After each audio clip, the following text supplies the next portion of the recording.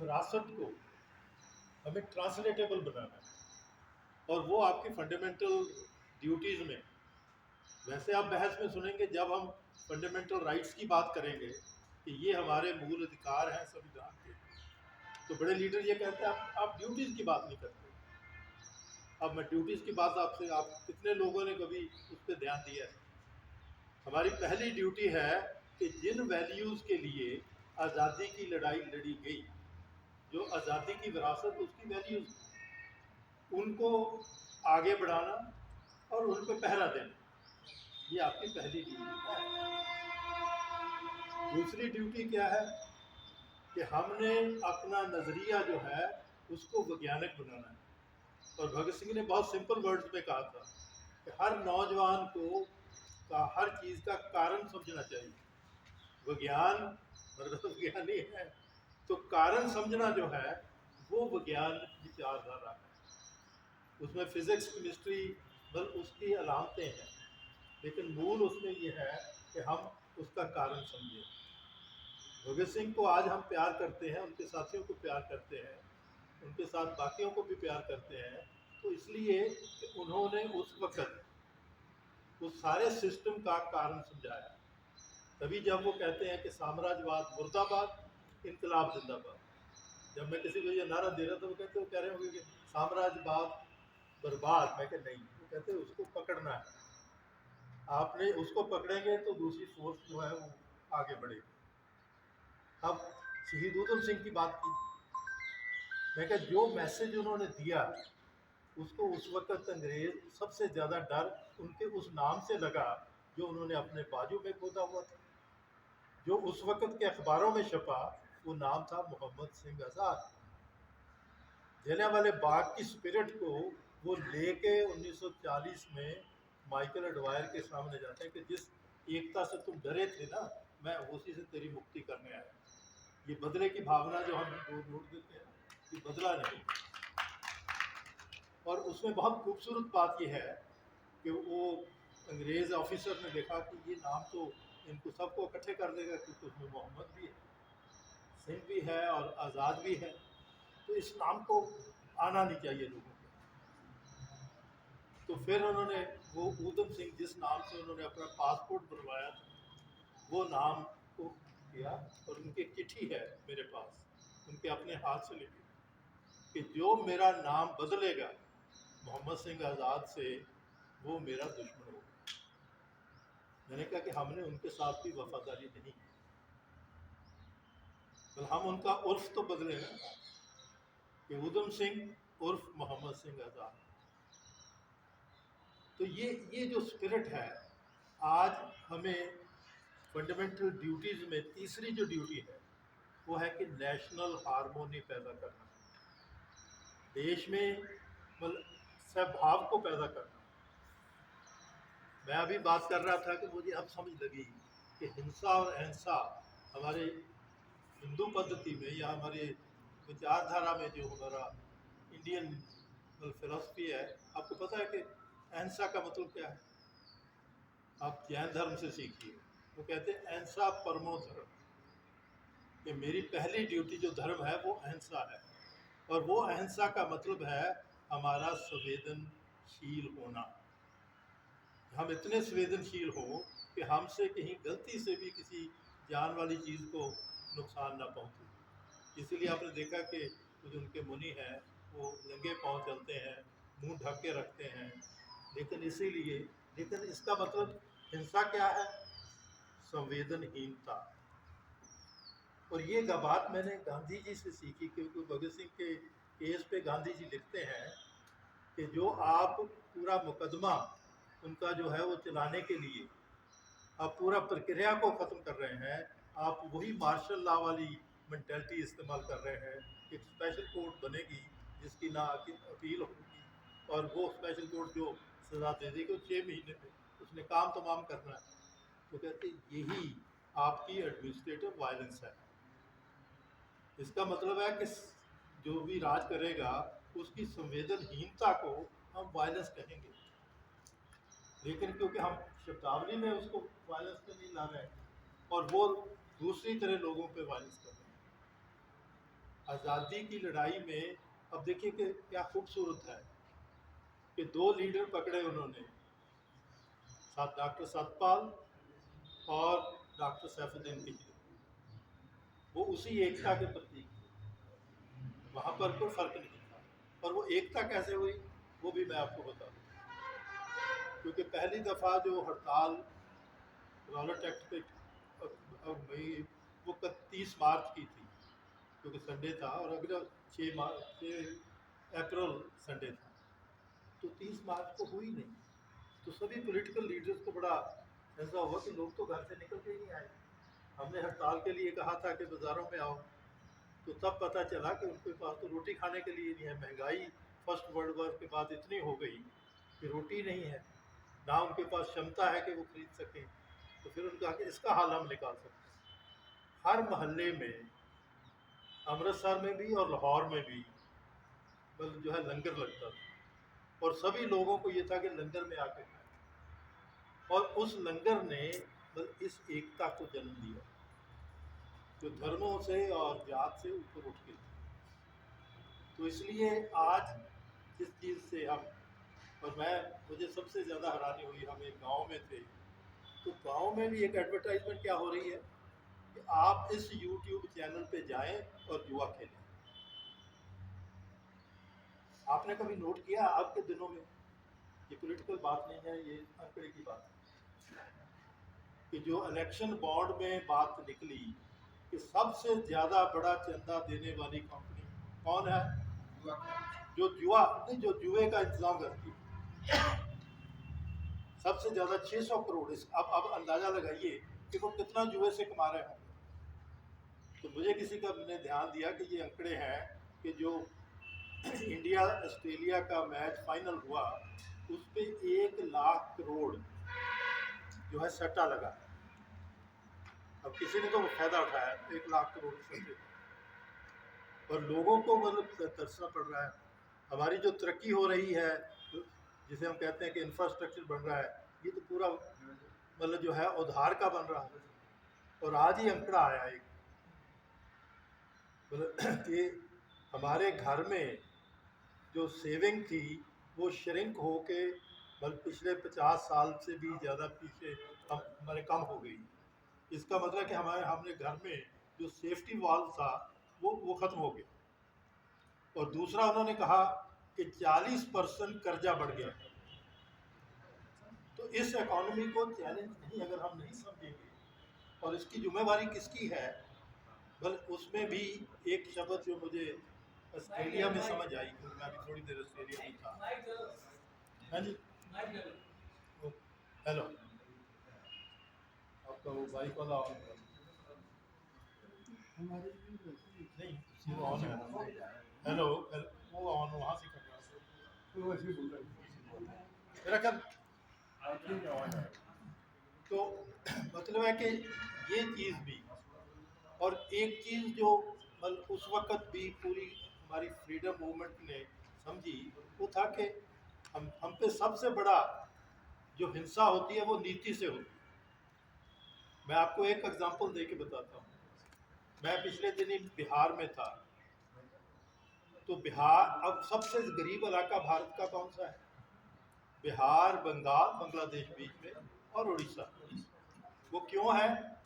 क्योंकि east India company ने 1757 में उसको अपने कब्जे में, अपने मतलब कब्जे में लिया था, और पॉलिटिकल मतलब एडमिनिस्ट्रेशन ली थी। उन्होंने एक ही नीति बदली। वो नीति क्या थी? मैंने कहा कि मैंने शिवाजी महाराज का भी देखा कि उनका राज प्रबंध कैसे था, क्या वो हम उसको अपना अच्छा राज कह सकते हैं? तो उसमें मैंने देखा कि वो प्रोग्रेसिव लॉ में विश्वास रखते थे। मतलब किसानों को उन्होंने ज़मीन दे दी जो बेआबाद थी, कि आबाद कर लो, 3 साल के लिए आपने कुछ नहीं देना। मतलब है कि जो भी कमाओगे वो आपका है, मेहनत करिए, कमाइए जितना आएगा। और जब थोड़ी फसल अच्छी हुई तो छठा हिस्सा उसका बनाया। फिर 4-5 साल के साथ और अच्छी फसल हुई तो फिर 5वां हिस्सा।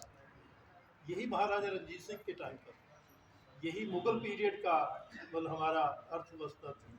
लेकिन ईस्ट इंडिया कंपनी ने कहा कि हमें आपकी पैदावार से कुछ लेना देना नहीं है।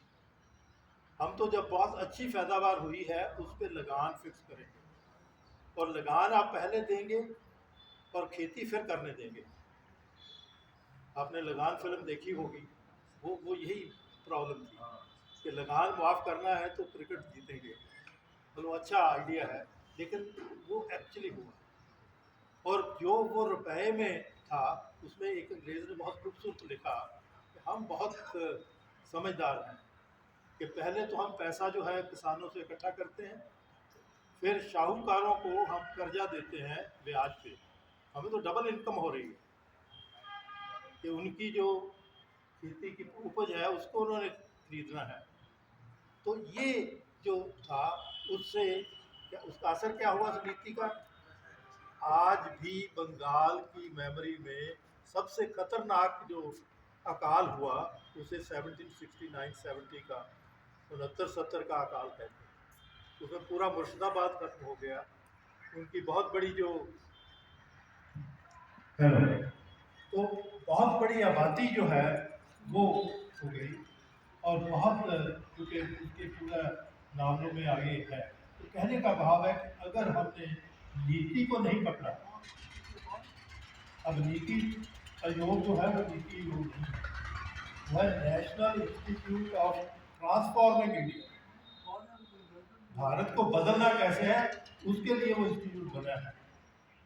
और नीति कहाँ से आ रही है मैं आपको प्रूफ के साथ कह सकता हूँ, क्योंकि मैंने किसानों पे भी काम किया। हमारे किसान ने, हमारी नीति जो है वो OECD वाले बना रहे हैं। OECD क्या है? वो एक मतलब अमेरिका ने यूरोप के देशों का ग्रुप बनाया था। अभी उनकी एक रिपोर्ट आई है कि 2030 में मतलब खेती कैसी होगी, और वो प्रोडिक्ट ये कर रहे हैं कि भारत इंपोर्टर होगा। मतलब हम अपने खाने के लिए बाहर से इंपोर्ट करेंगे, ये उनकी प्रेडिक्शन है। इसका मतलब कि वो हमारी खेती को बर्बाद करेंगे। यहाँ वो खेती उन लोगों के पास जाएगी जो उनके होंगे। अभी पूरा शिफ्ट जो है वो पहले गेहूं पे थी, अब वो शिफ्ट चावल पे हो रही है। इवन अमेरिका में भी कॉर्पोरेट जो है वो चावल बो रहे हैं। इसीलिए मुझे लगता है कई दफ़ा जब यहाँ बहस आती है कि जी पंजाब में हरियाणा में चावल को कम किया जाए, तो कहीं वो उनकी बात तो नहीं हो रही। तो कहने का भाव है कि जब हम जलियांवाला बाग की उस विरासत को जो हमें एकता का संदेश देती है, इसीलिए अगर एकता बनाएंगे तभी आप मतलब कोई भी जो और नीतियों को समझेंगे। और नीतियों को समझने के लिए आप अपनी अपनी जगह पर मतलब चिंता करेंगे कि आज वो कौन सी नीति है जिससे लोगों का भला हो रहा है। मैं एक क्योंकि ये मतलब इसी तरह भगत सिंह के प्रोग्राम पे ही एक बड़े नेता थे बीजेपी के, तो उनसे उनको वो भी उधर से मैं था एक और थे, तो जब भगत सिंह पे बात कही तो उन्होंने मेरे साथी को रोक दिया कि नहीं ये नहीं है। तो जब मैंने इंटरसेप्ट किया तो उनको लगा कि अब मतलब बात और बदलनी चाहिए। तो उन्होंने मुझे कहा कि देखिए जी हमने 9 करोड़ महिलाओं को गैस के सिलेंडर दे दिए। तो मैंने कहा कि मुझे ये लगता है कि आपने गैस की कंपनी को 9 करोड़ कहा दिए, महिलाओं पे एहसान नहीं किया। अगर आप महिला को 2000 रुपये कमाने के काबिल बनाते तो मैं आपके पाँव धोता। क्योंकि यही नीति, ये नीति किसके लिए बन रही है और किसको कहा जा रहा है कि तुम्हारे भले में हो रहा है, तो ये समझने की जरूरत है। कल आपको एक मौका मिल रहा है, क्या हम लोगों के साथ वो फंडामेंटल ड्यूटीज की बात कर सकते हैं? क्या हम ये कर सकते हैं कि नीतियों को परखिए? हम किसी खास आदमी के लिए बात नहीं करेंगे, लेकिन एक बात है कि एकता से जाइए जहाँ भी खड़े हो। और अभी मुझे हैरानी हो रही थी, ये पॉलिटिकल बात नहीं मेरी ऑब्जर्वेशन, कि रास्ते में कहीं भी आपके बीजेपी कैंडिडेट का होर्डिंग नहीं है। होर्डिंग किसकी है? मोदी जी की गिरफ्तारी। तो भाई वो जो जब चुन के जाएगा वो कहेगा मुझे तो आपने वोट दी नहीं, आपने मोदी जी को दी, उनसे पूछिए जाकर क्या आप पूछेंगे। मतलब अगर कोई व्यक्ति आपके पास आप कहते हैं तुम्हें वोट दे रहा हूँ और तुम मुझे जिम्मेदार होगे, वोट लेके भागने नहीं देंगे, क्योंकि हम एकता के मूड में हैं। हमने अपने जो प्रॉब्लम्स है उनको सॉल्व कर लिया है, इस वक्त हम एकता में हैं। और जो कहता है कि मुझे तो आपसे आने की जरूरत नहीं है, क्योंकि मेरा एक बड़ा आदमी है और उसने कह दिया है, आप उसको वोट दीजिए। तो पहला तो है कि क्या ये लोकतंत्र है। भगत सिंह यूं ही पीके दत्त के साथ असेंबली में गए, उन्होंने दो शब्द और कहे थे उस नारे के बगैर।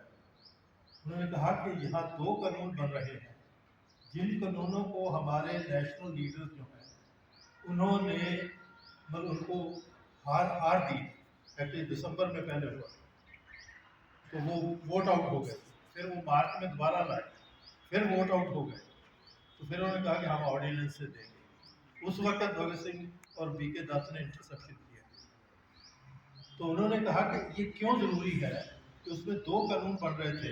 एक कानून था जिसे हम कहते हैं पब्लिक सेफ्टी, पब्लिक की सेफ्टी के नाम पे व्यक्ति की आज़ादी छीनी जाती है। उन्होंने कहा कि अगर व्यक्ति की आज़ादी नहीं होगी तो संपूर्ण आज़ादी कैसे होगी। फिर उन्होंने कहा कि एक जो ट्रेड डिस्प्यूट बिल था वो राइट ऑफ एसोसिएशन छीन रहा था। और मैं आपको बता दूं कि जर्मन ने और दुनिया ने जब हिटलर का और मसोलिनी का राज खत्म हुआ तो उसके बाद दो सबक सीखे। आज भी जर्मन अपने बच्चों को पहली क्लास से लेके पीएचडी तक रहने का और पढ़ाई का खर्चा फ्री है। उन्होंने कहा कि अगर हमने ऐसा समाज बनाना है जिस समाज में मतलब ऐसी नेतृत्वता ना आए, ऐसा मतलब प्रभाव ना बने, तो वो तभी हो सकेगा अगर सब बच्चे पढ़े हों। और ये मैंने डिस्कवर किया है, चाइनीज़ इंजीनियर लड़की मिली मुझे, तो मैंने वैसे फिलोसफी के मैंने कहाँ पढ़े, मैं तो जर्मन पढ़ के आया। तो अपना तो प्रश्न ये होता है कि इसका मतलब तुम्हारे घर वाले काफ़ी अच्छे पैसे वाले होंगे जिन्होंने जर्मन भेजा। वो कहती नहीं, मैंने जर्मन पास कर ली थी चाइना में, और मैं वहाँ गई, मुझे फ्री तक कराया, तब मुझे समझ लगा फिर उसके। और दूसरा जो है उसमें universal chart of human rights बना, मतलब ये जो है जिसे हम मनुष्य अधिकारों का, और उसमें एक बात उन्होंने कही कि ये जो कई दफ़ा दलील आती है ना कि हम तो अपने लोगों के साथ कर रहे हैं, दूसरा इसमें दखल दे नहीं दे सकता। तो उन्होंने कहा कि नहीं, इंसानियत बराबरी जो है, इंसानियत की एक बराबरी है, उसमें इंसान की एक जगह है, और वो इंसान होने के नाते उसके कुछ हक जो है वो महफूज होंगे, वो किसी सरकार पे निर्भर नहीं करते। और उसी में एक हक है कि उसको इतना अच्छा काम दिया जाएगा जिसमें से वो अपने परिवार को एक स्वैमानक जिंदगी दे सके। इसका मतलब है दुनिया वहाँ पहुँची। अब ये प्रश्न तो हमें अपने आप से भी करने होंगे, और ये भी देखना होगा कि हम कहाँ हैं। जिस नाबराबरी को लेके भगत सिंह ने मतलब कहा, तो वो नाबराबरी कल ही रिपोर्ट आई है कि वो जो 20 के दहाके की नाबराबरी थी वो आज हमारे दोबारा हम पेश आ, तो वो बराबर। और उसमें देखिए जो बहुत ही हादसे वाली बात है कि जो हमारे गवर्नमेंट ऑफ इंडिया के इकोनॉमिक एडवाइज़र हैं वो कहते हैं ये नाबराबरी को नहीं हटाई जा सकती, क्योंकि जो नीतियाँ आप बना रहे हैं इसमें नाबराबरी हट ही नहीं सकती। तो इसलिए जब हम जलियांवाला बाग को याद कर रहे हैं तो उस विरासत को याद कर रहे हैं जिसने एकता का दिया, उसी को लेके भगत सिंह ने दोबारा, हम ये कहते हैं गांधी जी ने एक्सपेरिमेंट किए, लेकिन भगत सिंह और उनके साथियों ने, और ये भी मैं आपको दो चीज़ें और नोट करवाता हूँ कि जो लंगर सबको बुरा क्यों लगा ब्रिटिश को, कि मार्शल लॉ का पहला ऑर्डर ये था कि लंगर बंद करवा दिया। तो वो समझते थे कि ये लोगों को एकता बनाना। और भगत सिंह ने जब नौजवान भारत सभा बनाई तो उसका उद्घाटन लंगर से हुआ और वो उद्घाटन करने के लिए डॉक्टर सैफुद्दीन किचलू जी को बुलाया गया कि वो उसका उद्घाटन करें। कि उस पॉलिसी को हमने नेगेट कैसे कर दिया। तो इसलिए आपका बहुत बहुत आपने टाइम निकाला, मुझे बहुत कुछ समझने का मौका भी दिया, क्योंकि इतने बुजुर्ग लोग जिनका एक्सपीरियंस है उन्होंने तो बात कही। तो इसलिए बस एक ही बात तो आज है कि जैसे भी हो हमें ब्रॉडर एकता बना के चलना है। एकता का मतलब है कि जो छोटी छोटी बातें हैं हम मतलब उसके लिए उससे ऊपर उठ के मतलब करें और नीतियों को परखिए। हम जिनमें वो क्षमता है, अब आदमियों को मत देखिए कौन आदमी, क्योंकि आदमी कुछ नहीं, आज आदमी है कल नहीं होगा, लेकिन नीतियां रहेंगी। तो अगर हमने नीतियां पहचान ली तो फिर उसका समाधान भी होगा। इसीलिए मुझे लगता है कि एक इनिशिएटिव जो आया है, मैं इसलिए मेरा किसी पॉलिटिकल उसके साथ नहीं हूँ, मैं तो हमेशा हर जगह जहाँ इंसानी हक, डेमोक्रेटिक राइट्स मतलब जो है उनको खतरा होता है वहाँ पहुँचता हूँ। कभी मैं लखीमपुर में था, जब किसानों को कुचला गया तो हमने 6 दिन लगा के उसके फैक्ट्स इकट्ठे किए और ये जो फैक्ट हमने दिए वही उनकी सैट को देने पड़े, क्योंकि वो फैक्ट थे कि कैसे एक लीडर इतना हंकारी है कि वो ये समझता है कि मेरा लड़का तो दौड़ के निकल जाएगा। मैं क्या, उनके लिए जो सबसे बड़ी प्रॉब्लम बनी वो एक बस आ गया, उस रास्ता सिर्फ एक के आप आसानी से गुजर सकते थे, लेकिन वो एक कार इधर गिरी एक कार दूसरी तरफ गिरी और वो सारा अड्डा छोड़ गया। जो ऐसे हंकारी लोग हैं, क्या आप उनको चाहेंगे? क्या हम उसमें भविष्य रहेगा? और ये जो है कि भी मतलब हम इसको आगे कैसे बढ़ाएं, ये चिंता करने की ज़रूरत है। और भगत सिंह ने कहा था कि जब क्यास होता है तो क्यास में ही हमें मतलब समझदारी भी बनती है, उस मसले का हल निकलता है। और आज मैं समझता हूँ कि संकट अपनी पूरी गहराई पे है, कॉमन। जब हम खुद ये मान रहे हैं कि 80 करोड़ लोगों को हम 5 किलो अनाज से चुप करवा रहे हैं, तो ये क्या बताता है? फिर हम कहते हैं कि नहीं हमारे तो पॉवर्टी 10% है। अब वो पॉवर्टी का म्यार क्या है मुझे नहीं पता, लेकिन दूसरी तरफ है कि ये भी सच्चाई है। तो इसलिए आज जितना भी हम फंडामेंटल ड्यूटीज़ पे चेतनता पैदा कर सकें, और नौजवानों से आप कहते हैं कि नौजवानों को तो लाना चाहिए, और हमें इसका शायद विषय ये रखना चाहिए था कि जलियांवाला बाग से हमारी ड्यूटी था, क्योंकि अगर हम अपनी ड्यूटी नहीं पहचानेंगे तो फिर बल कौन संभालेगा, वही लोकतंत्र है। तो इसीलिए मैं कहता हूँ कि आज मतलब इधर उधर, क्योंकि जो मैं ऑस्ट्रेलिया वाली बात की थी, वहाँ किसी ने PhD थीसिस इसी पे किया कि पॉलिटिशियन और कारपोरेट मिलके कैसे लोगों को हम कैसे बेवकूफ़ बनाते हैं, वो कैसे उनकी जो दलील है उसको न्यूट्रलाइज करते हैं। उसने पूरा, तो हमें ये चीज़ें समझने की और समझाने की मतलब वक़्त है। अगर वक़्त पे हम अपने जैसे अगर भगत सिंह अपने वक़्त पे ड्यूटी नहीं करते तो फिर आज तक, जैसे भगत सिंह ने कहा था कि मेरे साथियों की कुर्बानियों ने और मेरी पार्टी की विचारधारा ने मुझे इस स्थान तक पहुंचाया। तो इसलिए आज हम अपनी ड्यूटी को पहचानें, और ये जो मतलब ब्यूरोक्रेटिक ऑर्डर्स हैं क्योंकि उनके हम वश में भी नहीं है, but we have to raise it कि अगर हम अपनी चेतनता, जमहूरी चेतनता नहीं बढ़ेगी तो फिर आप पॉलिटिकल पार्टियों की गेम में लोगों को डालना चाहते हैं, जिसमें दोनों तरफ तड़ाका होती है, जी वो भी ऐसे थे, ये तो पहले ऐसे थे, अब क्या करें। लेकिन मैं समझता हूँ कि एकता का जो संदेश जलियांवाला बाग में दिया है उसको दिलडाने की ज़रूरत है।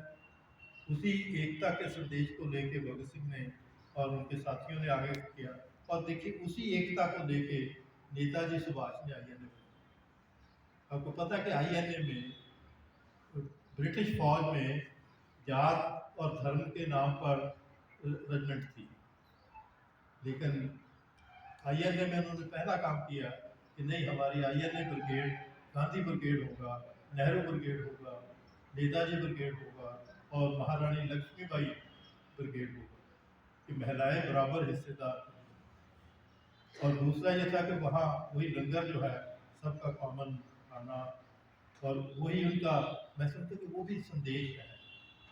तो ये ज़रूरी नहीं होता कि वो काम को लेकर अपना एक छाप छोड़ गए हैं, एक विरासत छोड़ गए हैं। उस विरासत को हम आगे कैसे बच्चों तक पहुँचाएं, शायद हमारे कंधों पे ज़्यादा बोझ इस चीज़ का है।